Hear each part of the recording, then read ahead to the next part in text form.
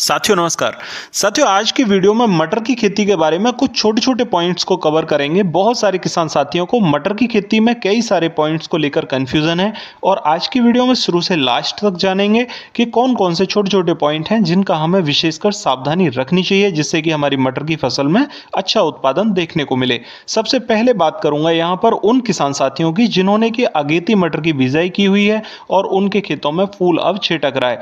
तो साथियों अगर फूल बन रहा है आपका और आप ये देखना चाहते हो कि आपके खेत में फूल ज्यादा बने, फूल गिरे ना और फलियां भी ज्यादा रहें, तो उन किसान साथियों के लिए एक फॉर्मुलेशन मैं यहां पर बता देता हूं कि आप एक कॉम्बिनेशन बना सकते हैं जिसके अंदर आप टबोली ले लें 30 ml प्रति एकड़ के हिसाब से, 0050 1 किलोग्राम प्रति एकड़ के हिसाब से और 100 ग्राम बोरॉन को मिक्स करके एक स्प्रे आप यहां पर दे सकते हैं। ये एक बहुत सॉलिड फॉर्मुलेशन है जिसके माध्यम से आप अपनी फसल में फूल और फलियां बढ़ा सकते हैं। साथियों दूसरे विकल्प पर बात करता हूं। जिन भी किसान साथियों ने अभी पानी लगाया था और पानी लगाने के बाद में बरसात हो गई है, वो किसान साथी अब बहुत ज्यादा कंफ्यूज हैं क्योंकि बरसात भी हुई है और पानी लगाया है, उसकी वजह से मटर की फसल थोड़ी दब गई है। साथियों अगर आपके खेत की मटर की फसल दब गई है तो दूसरा फॉर्मुलेशन बता देता हूं।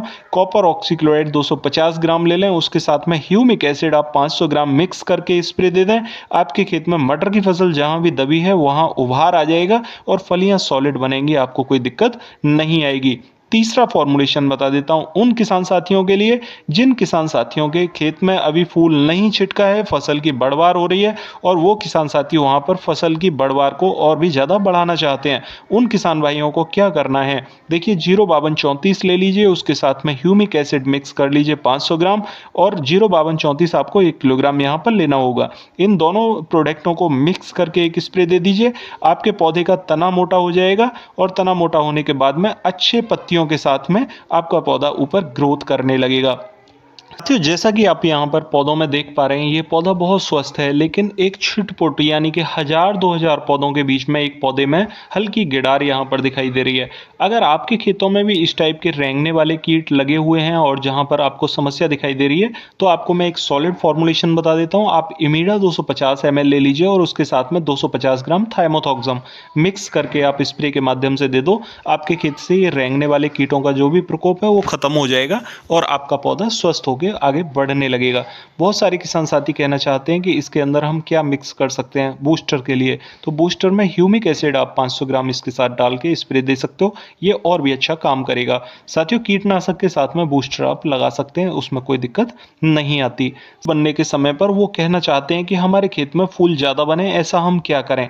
आपको टबोली 30 ml लेना है और 30 ml के साथ में आप यहाँ पर 0050 1 किलोग्राम और उसके साथ में बोरॉन 100 ग्राम ये मिक्स करके आपको स्प्रे देना होगा। इसके लिए हमें ऐसा हमें क्यों करना है, क्यों लगाने हैं ये तत्व, तो देखिए ऐसा करने से हमें क्या लाभ होगा। सबसे पहले मैं आपको बोरॉन की बात बता देता हूँ। अगर हम बोरॉन इस अवस्था में दे देते हैं जबकि फूल हमारा अभी गोभ में है और फूल बनने के कगार पर है, तो बोरॉन यहाँ पर हमारे पौधे के परागण की प्रक्रिया को ठीक करता है। और दूसरा, हाँ आपने देखा होगा कि दाना फट जाता है, फलियां फट जाती हैं, तना फटने लगता है। इस टाइप के सिम्टम्स हमारी मटर की खेती में कई सारे देखने को मिलते हैं। तो इस अवस्था में बोरॉन हमारे पौधे को फटने से रोकने का काम करता है और हमारी फली को सुदृढ़ और सुडौल बनाने का काम करता है। साथियों अगर बात करूं मैं यहाँ पर 0050 की, तो 0050 ही हमें क्यों लेना है, ऐसा क्या है 0050 के अंदर, तो देखिए 0050 में 50% जो पोटास की मात्रा होती है उसमें 18% तक सल्फर होता है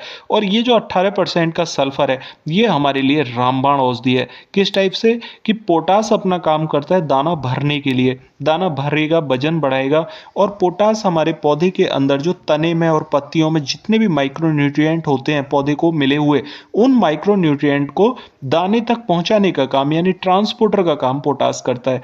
और सल्फर क्या करता है, सल्फर हमारे दाने के अंदर जितना भी तेल कंटेंट है उसे बढ़ाने का काम करता है जिससे फली में चमक ज्यादा आती है। और वो सल्फर हमारे लिए कितना लाभकारी साबित होता है कि जितने भी प्रोटीन मिनरल्स होते हैं वो दाने के अंदर सल्फर यहाँ पर देने का काम करता है। साथियों जितनी भी मिठास होती है मटर के अंदर वो भी काफी हद तक सल्फर से आती है। साथियों, अब बात करता हूं मैं यहाँ पर टबोली की कि टबोली हमें क्यों लगाना है। तो देखिए, टबोली एक ऐसा प्लांट ग्रोथ रेगुलेटर है जिसके ज़रिए से हमारे पौधे में जब पोटास लगाते हैं हम, तो पोटास से हल्का सा झुलसा आता है, यानी कि झुलसा सुकड़ा की स्टेज में आता है, शुरुआती फेस होता है। ठीक है, तो टबोली क्या है?